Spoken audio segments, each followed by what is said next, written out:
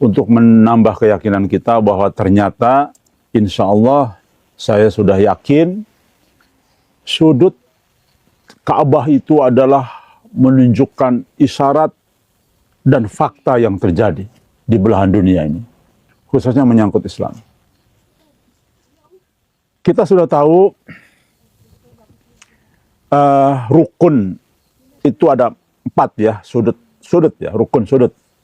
Ada rukun Iraki, ya, rukun Yamani, rukun Syami, dan rukun Hajar Aswad. Ini ternyata unik nih. Kalau kita rangkai ini, loh kok urutannya sudut itu sesuai dengan sejarah kejayaan Islam. Bahkan Nabi Ibrahim yang membangun Ka'bah itu menempatkan rukun Hajar Aswad itu yang terakhir, pondasi terakhir. Tuh, isyarat dari Allah ya. Dan itu ada batu dari surga ya, terakhir dipasang itu.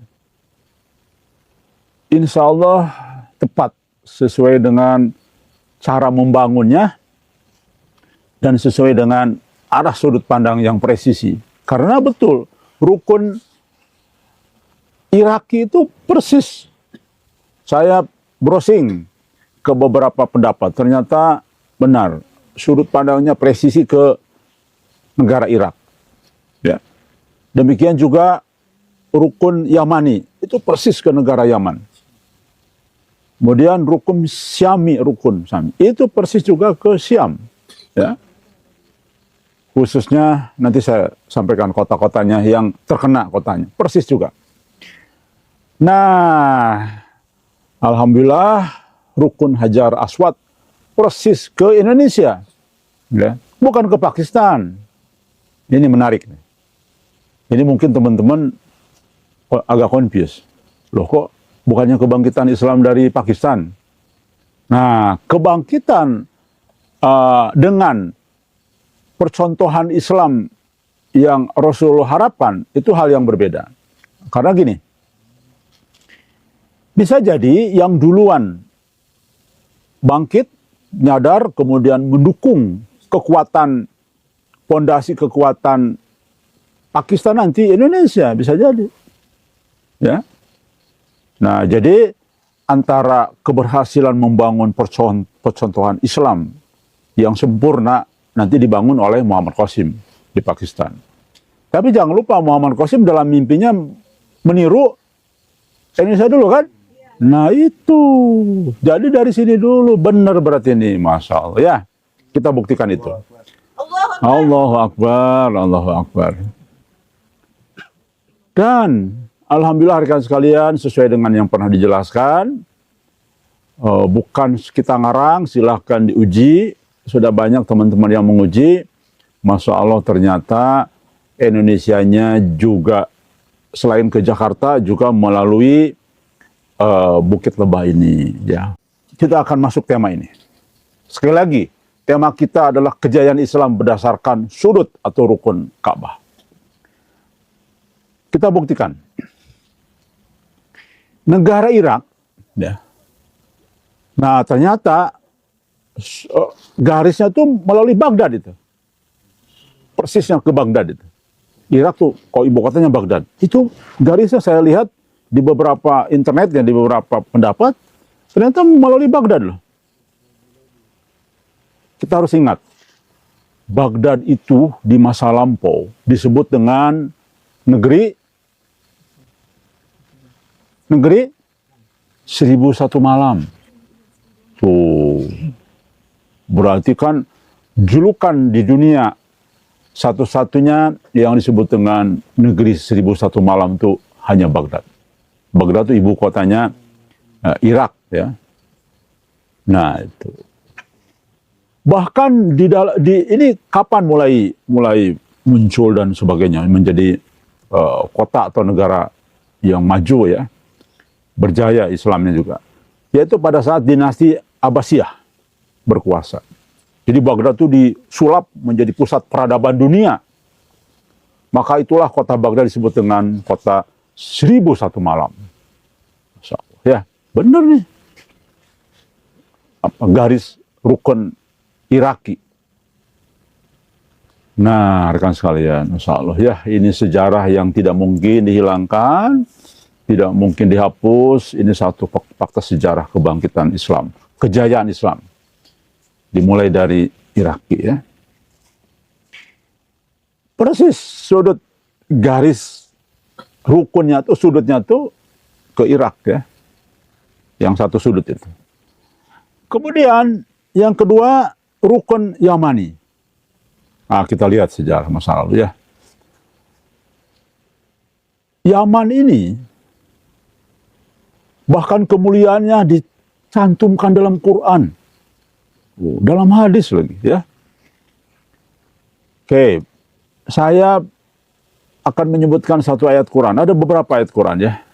Yaitu surat An-Nasr 1 sampai ayat 2. Apabila telah datang pertolongan Allah dan kemenangan, dan kami lihat manusia masuk agama dengan berbondong-bondong. Ya, ini An-Nasr 1 sampai ayat 2, ya. Nabi Muhammad bersabda menjelaskan ayat tersebut. Membicarakan mengenai penduduk Yaman. Jadi Rasulullah menyatakan ayat ini Rasul sendiri, bukan ulama yang menyatakan. Itu maksudnya adalah yang berbondong-bondong itu adalah penduduk Yaman. Karena mereka orang-orang yang berhati lembut dan gampang menerima kebenaran. Dahsyat, ya. Nah, bahkan untuk negara Yaman ini Rasulullah sering mendoakan, ya, doa barokah kepada penduduk Yaman. Seperti yang saya jelaskan sekarang nih. Ini hadis Nabi, ya. Rasulullah mendoakan, ya Allah, berkahilah kami pada negeri Syam kami. Ya Allah, berkahilah kami dari negara Yaman kami. Hadis riwayat Bukhari dan Ahmad. Tuh, ya, luar biasa. Jadi, dan bahkan keutamaan penduduk Yaman juga terdapat dalam surat Al-Maidah ayat 54. Nah, ini yang kedua. Jadi Yaman itu punya kedudukan istimewa di mata Islam, ya, karena sampai diabadikan dalam ayat Quran, kemudian juga didoakan oleh Rasulullah, ya, secara khusus. Karena memang ini banyak orang yang masuk Islam dulu, berbondong-bondong dari Yaman itu, ya. Bahkan Rasulullah itu sangat mencintai penduduk Yaman saat itu. Dan bahkan dalam sejarah pada saat keturunan baginda Nabi Muhammad SAW dibunuh, dihabisin, ya, itu sebagian ada yang lari ke Yaman, ya. Itu menurut sejarah. Wallahu alam. Baik, yang ketiga, oh ya, sudut pandang garis pun demikian, persis rukunnya itu, yaitu melalui Yaman, ya, persis. Silahkan teman-teman ngecek, ya, di browsing di internet itu. Banyak yang menunjukkan bahwa salah satu sudut dari rukun atau sudut dari Mekah itu, ya, dari Ka'bah itu adalah menuju Yaman. Kemudian yang ketiga adalah rukun Syami, ya. Nah, rekan sekalian harus tahu, ya, Syam itu bukan hanya Suriah sekarang nih. Syam itu dulu zaman Nabi ada 4 wilayah, ya. Suriah, Libanon, Palestina, dan Yordania. Itu yang disebut dengan Syam. Zaman Nabi itu Syam itu, ya.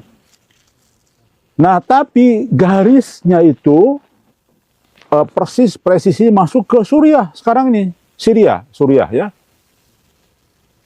Baik kita lihat Suriah pada saat itu. Ini pun menduduki posisi penting pada saat itu, yang namanya Suriah itu, ya. Pertama, nih keistimewaan pada saat itu. Berperan sekali dalam kejayaan Islam. Suriah merupakan negara pertama yang dibuka untuk kaum muslimin. Oleh kaum muslimin. Jadi negara pertama yang dibuka kaum muslimin. Jadi istilahnya kayak Bukit Lebah lah, ya. Kita membuka hutan, nah itu. Jadi seolah begitulah, kota pertama dibuka oleh kaum muslimin. Tentu sejarahnya besar ini ya. Selain dari Mekah, ya kan? Kalau Mekah jelas itu, karena Nabi memang dari sana awalnya.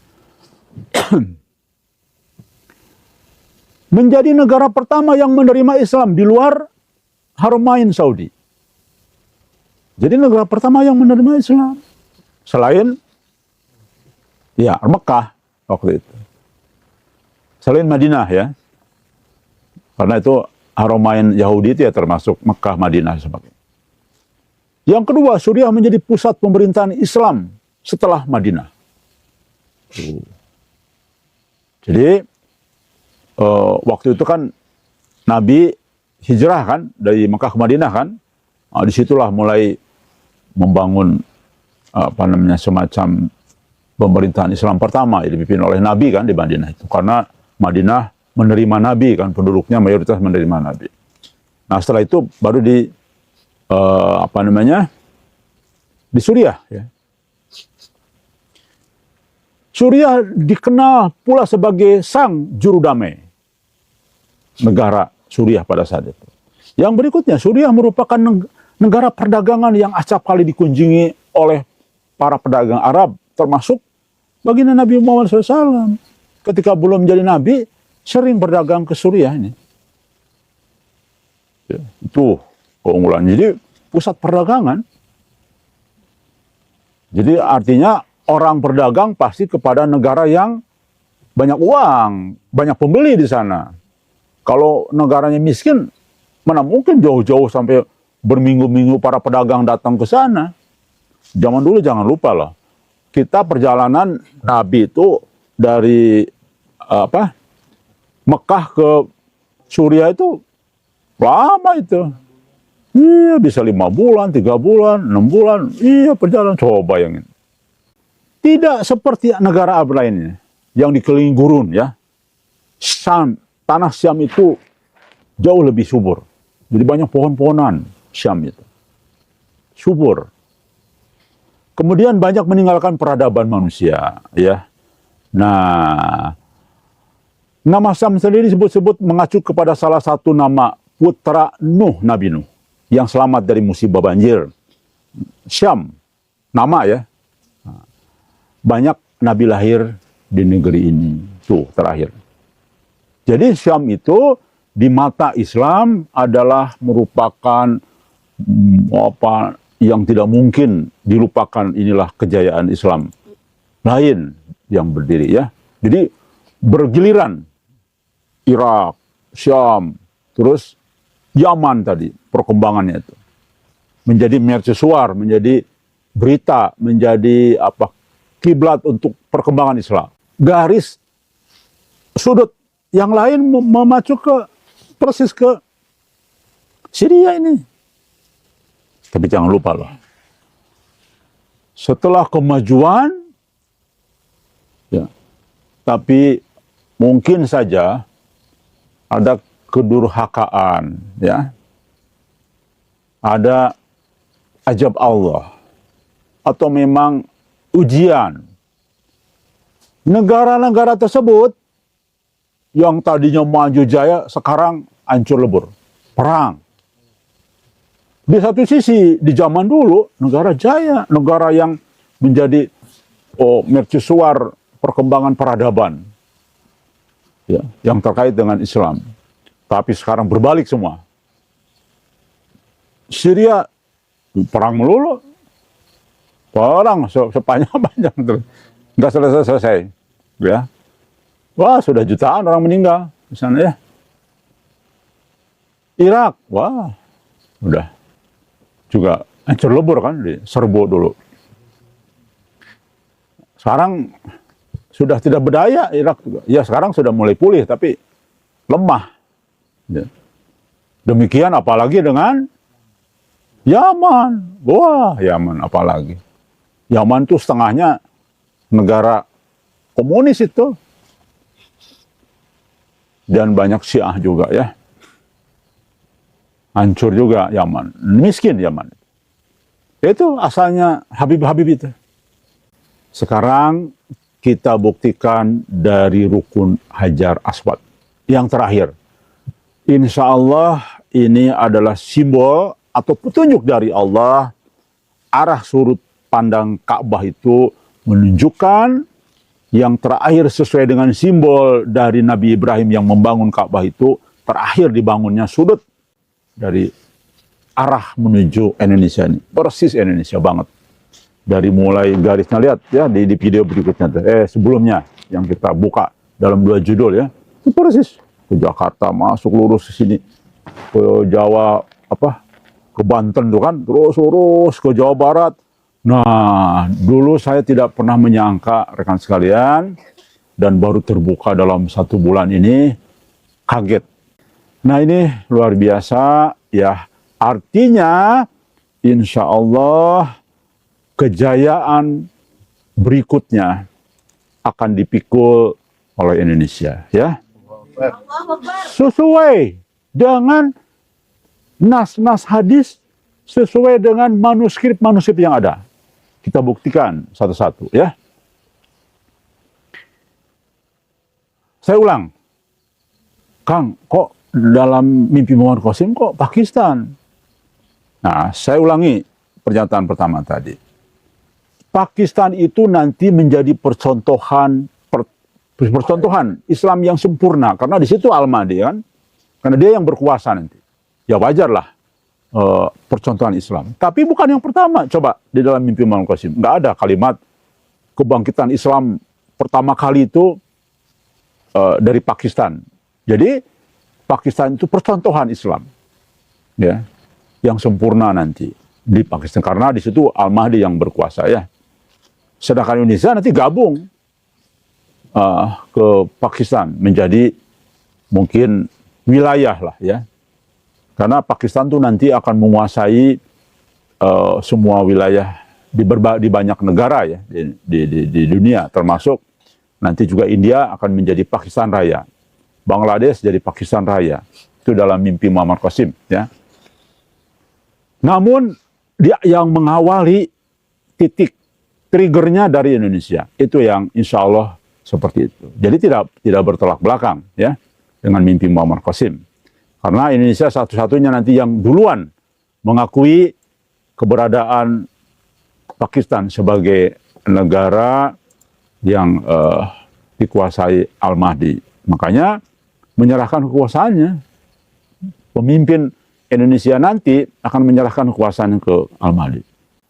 Saya akan sebutkan, ya, satu hadis. Ini banyak sekali hadis-hadis tentang kemunculan dari arah timur, kebangkitan itu. Dalam hadis Ibnu Majah nomor 4078, Rasulullah bersabda, sekelompok manusia datang dari arah timur lalu menyerahkan kekuasaan kepada Al-Mahdi. Dari arah timur, insya Allah yang dimaksud dengan arah timur ini, inilah yang disebut dengan, dari mana timur? Kan begini ya, ketika kita menetapkan arah timur, maka seharusnya ada satu petunjuk yang pasti. Sama dengan kebangkitan Islam tadi di berbagai wilayah, ya. Pasti benar ternyata sejarahnya. Bayangin aja, Ka'bah itu dibangun zaman Nabi Ibrahim, jauh sebelum Suriah berdiri, Irak berdiri, segala macam, jauh. Ya belum ada, maksudnya makanya jauh, puluhan abad sebelumnya.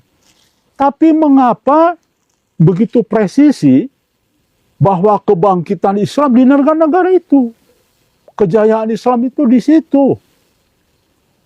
Nah, maka tolong rekan-rekan sekalian, insya Allah ya, dari berbagai macam nanti petunjuk, tidak hanya hadis tadi, dari macam-macam petunjuk, sekali lagi, kita jangan ngambil satu petunjuk.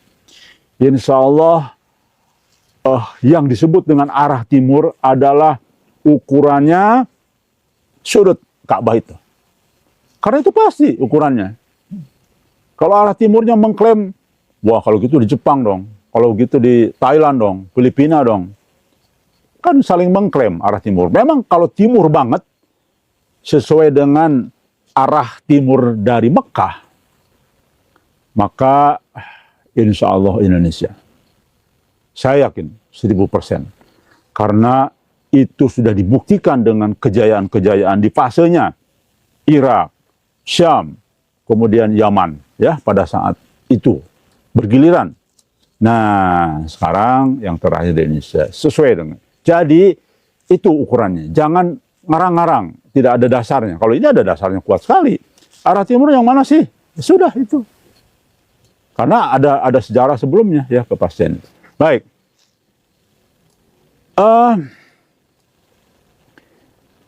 Hadis yang lain yaitu dari hadis riwayat Muslim, Abu Daud dan Tirmizi, ya. Sesungguhnya Allah mengumpulkan bumi untukku sehingga aku bisa melihat kejayaan Islam tuh, ya, di arah timur dan barat. Dan sesungguhnya kekuasaan umatku akan mencapai apa yang telah ditampakkan kepadaku. Aku diberi 2 harta simpanan, merah dan putih. Ini beda pendapat ulama, tapi sekarang dengan adanya rukun Hajar Aswad, dengan ditambah hadis tadi, plus nanti saya jelaskan lagi, insya Allah beda pendapat itu clear sekarang.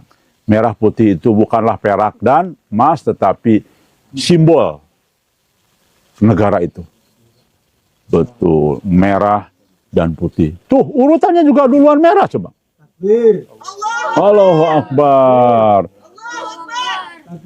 Allahu Akbar. Bukan putih merah nih, lihat ukuran dalam teksnya. Merah dan putih. Bendera merah dan putih. Indonesia insya Allah. Jadi beda-beda pendapat ini sekarang makin clear. Dan dinyatakan di Bukit Lebah ini.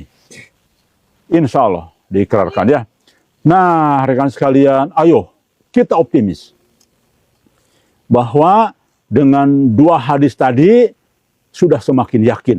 Plus dengan rukun Hajar Aswad tadi. Hadis ini, ya, banyak pendapat menjadi inspirasi. Ya. Karena memang Indonesia kan merah putih benderanya. Namun demikian, nah ini. Di beberapa syarah disebutkan bahwa merah putih adalah emas dan perak.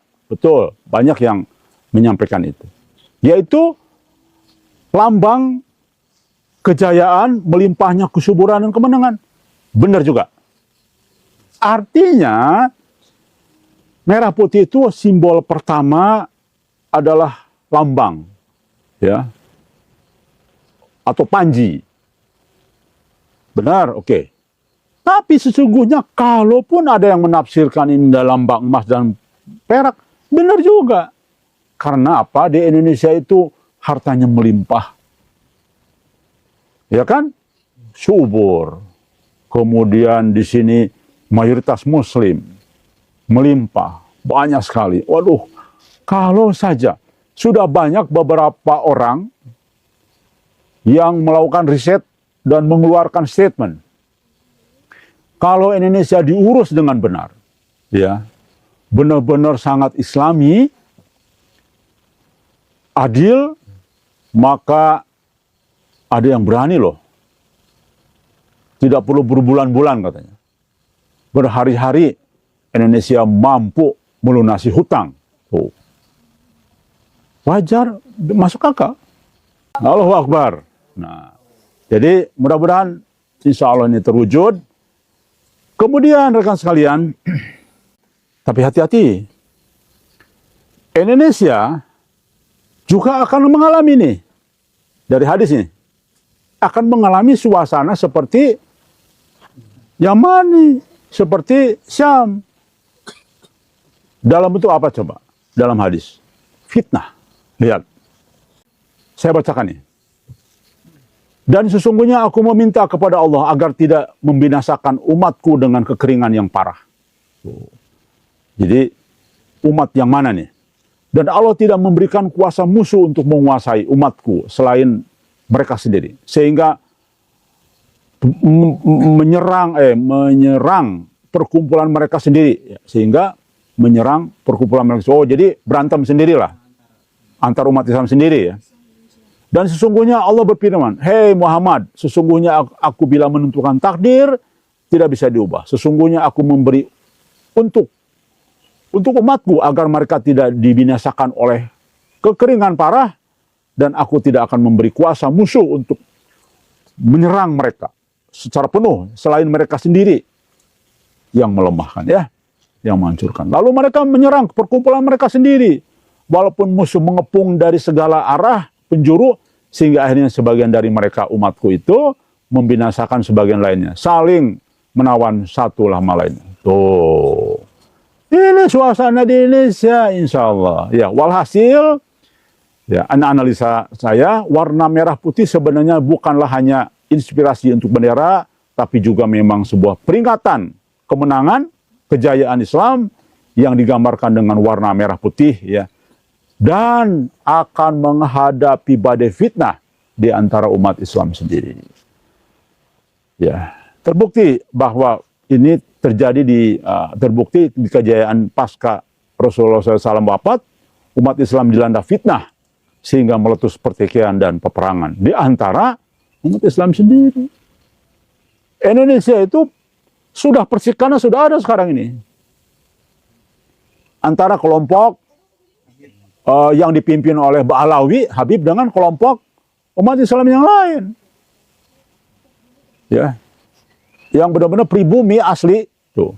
Itu sudah mulai itu, dan itu di lapisan bawah loh. Makanya kita nggak ikutan. Silakan aja nggak ikutan kita.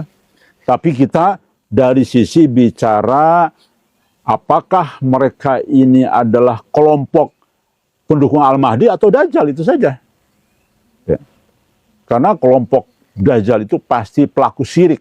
Karena Dajjal nanti memang mengarahkan manusia untuk melakukan syirik besar, syirik akbar, ya. Udah, makanya saya, sudut pandang saya adalah siapa keturunan Nabi sesungguhnya adalah orang yang berjalan di track yang benar. Sudah kita kaji berkali-kali itu. Silakan nonton rekan sekalian yang sekarang baru nonton nih di live video. Siapa sebutnya keturunan Nabi yang sesungguhnya? Tonton video-video sebelumnya. Itu ada khusus kajian, ya. Jadi mereka bukanlah keturunan Nabi.